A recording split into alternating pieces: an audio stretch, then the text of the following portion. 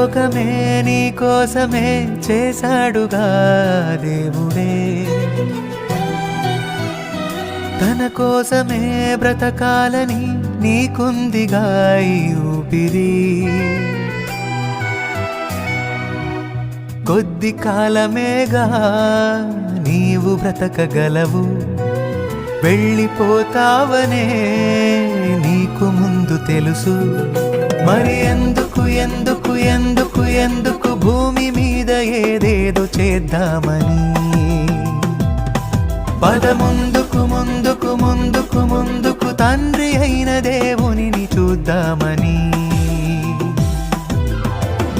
ఈ లోకమే నీ కోసమే చేశాడుగా